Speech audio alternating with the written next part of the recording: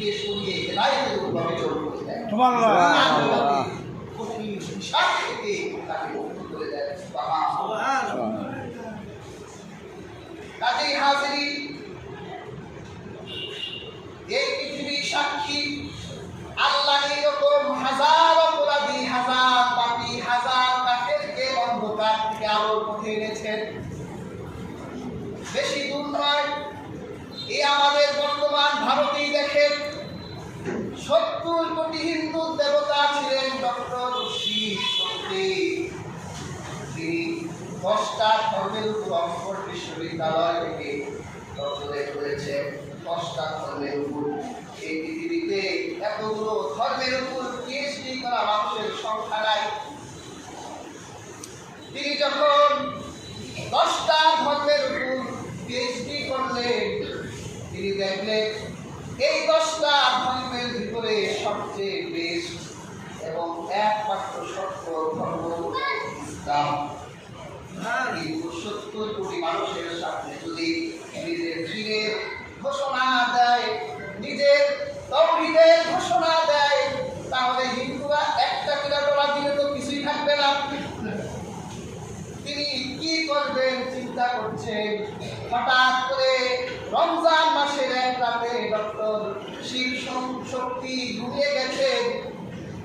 ঘুমের ঘরে স্বপ্নে দেখে মদিনার রাহমাতুল্লিল আলামিন এসে গেছে।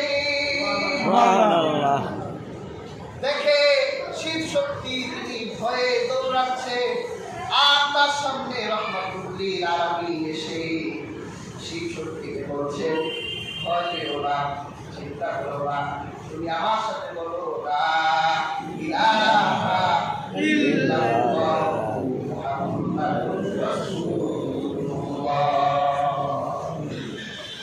এই শক্তি রাসূলুল্লাহর কাছে তাওহীদের কালিমা পড়লেন, মুসলমান হয়ে গেলেন স্বপ্নে। ঘুম থেকে উঠে স্ত্রীর কাছে গেলেন, গিয়ে দেখে তার স্ত্রী একই স্বপ্ন দেখেছেন।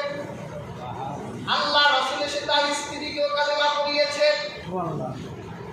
একমাত্র কন্যার ঘরে ঢুকলেন, গিয়ে দেখলো তার মেয়েটাও স্বপ্নে দেখেছেন রাহমাতুল্লিল আলামিন তার ঘুমের ঘরে এসেছে, আর তাকেও কালেমা পড়িয়েছে। তখন চিন্তা করলে আমরা সবাই মুসলমান হয়ে গেলাম। নিজের নাম রাখলেন ইসলামুল হক, স্ত্রীর নাম রাখলেন খাদিজা হক, স্ত্রীর নাম রাখলেন ফাতেমা হক, সব হক হয়ে গেলেন। আল্লাহ দিনের, আল্লাহ তাওহীদের ঘোষণা যখন তিনি 70 কোটি হিন্দুর সামনে দিলেন, তার উপর অত্যাচারের স্টিম রোলার যখন তৈরি হলো, ভারত তাকে জায়গা দিল না। এরশাদের আমলে ইসলামুল হক 1983 সালে তিনি বাংলাদেশে আশ্রয় এসেছিল, কিন্তু এই বাংলাদেশেও ভারতের দালাল ছিল।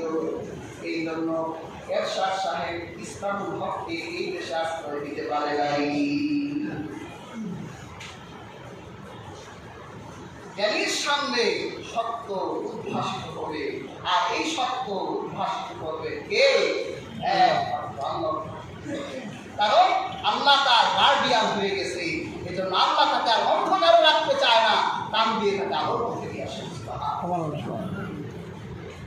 কাজেই হাজিরিন,